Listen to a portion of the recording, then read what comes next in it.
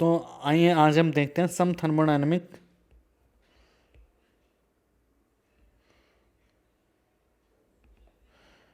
Processes. अब thermodynamics process क्या होता है? कोई भी स्टेट वन मतलब कोई प्रेशर, वॉल्यूम, टेम्परेचर और नंबर ऑफ मोल्स है। कोई भी गैस जाए स्टेट टू में, उसमें कुछ प्रेशर हो, वॉल्यूम हो, T1 हो और नंबर ऑफ मोल्स N1 हो। तो इसको जो फॉलो करता है इसको क्या कहते हैं? प्रोसेस। बीच में जो भी चीज़ होती है उसको हम कहते हैं किस प्रोसेस के थ्रू गया है। तो ये प्रोसेस कितने तरह के होता है इसको ब्रीफ में समझते हैं। सबसे पहले इसको डिटेल में हम फर्स्ट लॉ सेकंड लॉ में जानने की कोशिश करेंगे।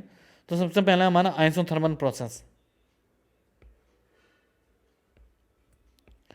आइसो का मतलब होता है सेम, थर्मल का मतलब होता है टेम्परेचर। तो ऐसा प्रोसेस जिसमें टेम्परेचर सेम हो। तो अ process in which temperature of the system, temperature system का सेम हो, है ना, हम सिस्टम की बात करें, of the system remains constant is called isothermal process. तो ऐसा प्रोसेस जिसमें टेम्परेचर कांस्टेंट हो उसको हम कहेंगे आइसोथर्मल प्रोसेस। अब अगर सपोज इनिशियल टेम्परेचर T1 है और फाइनल टेम्परेचर है हमारा T2, इनिशियल टेम्परेचर T1 है, फाइनल टेम्परेचर T2 है। So if T1 equals to T2, अगर मैं क्वेश्चन पूछूं if T1 equals to T2 then the process must be isothermal. या ट्रू है कि फॉल्स है? अगर T1 और T2 बराबर है तो क्या प्रोसेस आइसोथर्मल होगा? मस्ट बी, हमेशा आइसोथर्मल होगा। ये एक स्टेटमेंट है। दूसरा स्टेटमेंट है, इसमें इसी स्टेटमेंट की बात करते हैं हम, इसी से दूसरा स्टेटमेंट आएगा। अगर T1 और T2 बराबर है तो प्रोसेस आइसोथर्मल होगा, तो स्टेटमेंट है गलत। क्योंकि T1 और T2 बराबर है तो हो सकता है बीच का टेम्परेचर अलग हो। तो अगर हम देखें T1 से T2 तक, अगर प्रोसेस सेम टेम्परेचर में है, अगर वो सेम टेम्परेचर में है तभी वो आइसोथर्मल कहलाएगा। मतलब अगर T1 और T2 बराबर है और ये सपोज किसी पर्टिकुलर टी के इक्वल है, तो ये टी है और ये टी है, बीच में प्रोसेस जब गया है तो हो सकता है T3 हो जब नॉट इक्वल्स टू टी हो, तब ये क्या हो जाएगा? ये प्रोसेस हो जाएगा, आइसोथर्मल नहीं रहेगा। If T1 equals to T2 equals to T, यानी बीच का कोई भी टी के बराबर हो तो then process must be isothermal. तब प्रोसेस क्या होगा? आइसोथर्मल। तो क्वेश्चन पूछा जाता है T1 और T2 बराबर हो तो प्रोसेस मस्ट बी, प्रोसेस में भी आइसोथर्मल, मस्ट भी नहीं होगा। तो इसी प्रकार से हम ब्रीफ में दूसरा प्रोसेस देखते हैं जो कि है आइसोकोरिक प्रोसेस। आइसोकोरिक प्रोसेस क्या होता है? The process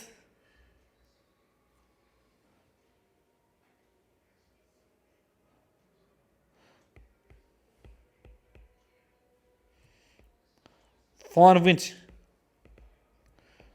volume of the system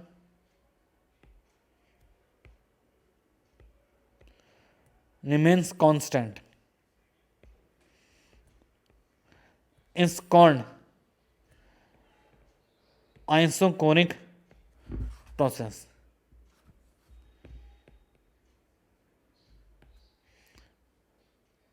Like heating of gas in closed vessel.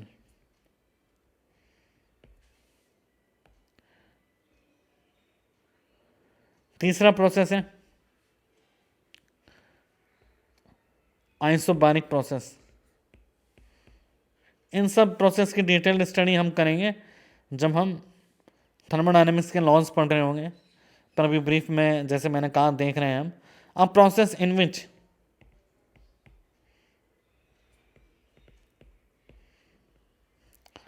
pressure of the system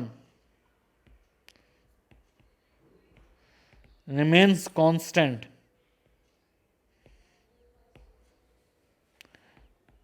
is called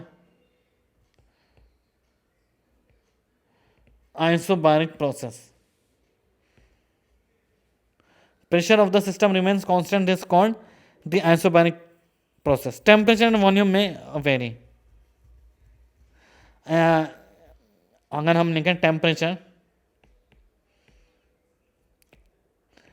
and volume में वेरी, इसके एग्जांपल लिखें heating of water in open container. अगला है हमारे पास adiabatic process.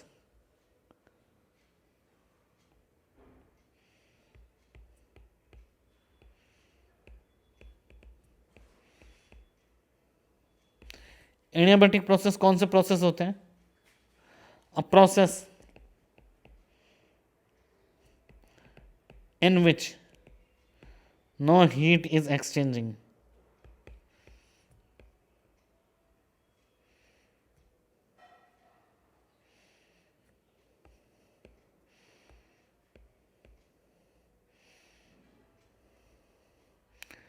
Between system and surrounding is called isoadiabatic process.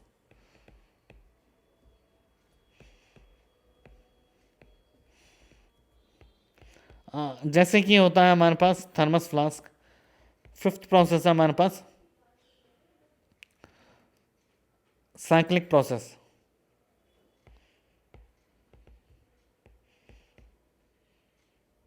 Cyclic process कौन से process होते हैं?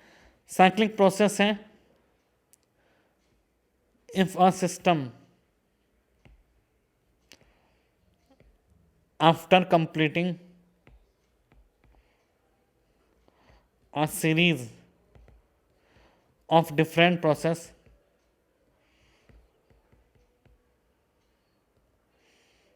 returns to its initial states.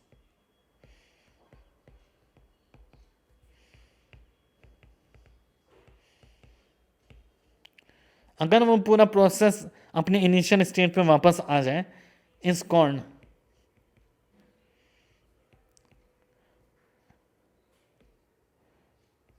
Cyclic process.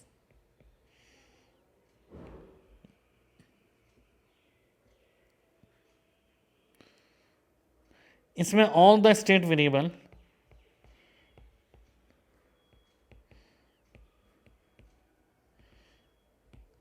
Remains constant.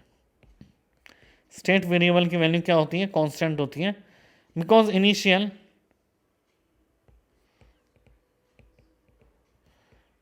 And final state is same. Initial और final state same है, इसलिए cyclic process में किसी भी स्टेट फंक्शन की वैल्यू बराबर होती है, सम इक्वल होती है। अगले दो प्रोसेस है हमारे पास, जैसे सिक्स्थ प्रोसेस है हमारे पास रिवर्सिबल एंड इरिवर्सिबल प्रोसेस। इसके बारे में डिटेल में हमारे को अगले वीडियो में देखना होगा। इस वीडियो में इसके बारे में इंफॉर्मेशन कवर नहीं हो पाएगी, इसके लिए अलग से वीडियो चाहिए होगा, जो कि अगला वीडियो है। सेवंथ है पॉलीट्रॉपिक प्रोसेस।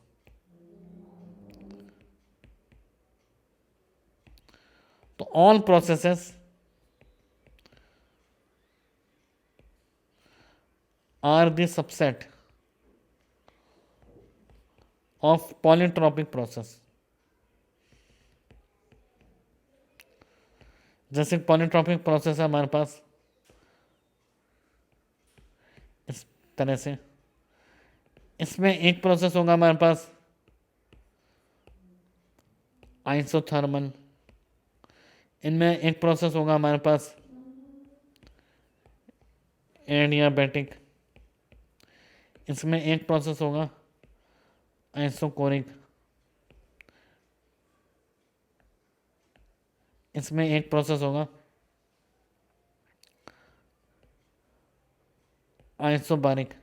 इस तरीके से सारे प्रोसेस आते हैं पॉलीट्रॉपिक प्रोसेस के अंदर। इसको भी हम डिटेल में जब फर्स्ट लॉ ऑफ थर्मोडायनेमिक्स पढ़ रहे होंगे तब देखेंगे। तो अगर हम साइक्लिक प्रोसेस को ही आगे थोड़ा सा डिटेल में ऑब्जर्व करें, साइक्लिक प्रोसेस की अगर हम बात करें तो डेल्टा ई साइक्लिक प्रोसेस कितना होता है, 0, क्योंकि डेल्टा ई क्या है, चेंज इन इंटरनल एनर्जी, वो जो कि स्टेट फंक्शन है।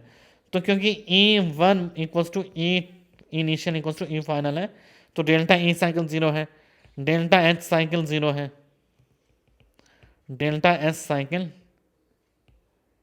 ये भी 0 है। तो ये सारे क्या है, स्टेट फंक्शन। स्टेट फंक्शन में इनिशियल और फाइनल वैल्यू बराबर होती है, इसलिए इनकी डेल्टा ई वैल्यू क्या होती है, डेल्टा वैल्यू 0 होती है। पाथ फंक्शन दो ही थे, हीट एंड वर्क डन, तो इनकी वैल्यू साइक्लिक प्रोसेस में 0 नहीं होती। ये कुछ सिग्निफिकेंट वैल्यू देता है, but change in the value of a state function is equals to 0 in a cyclic process.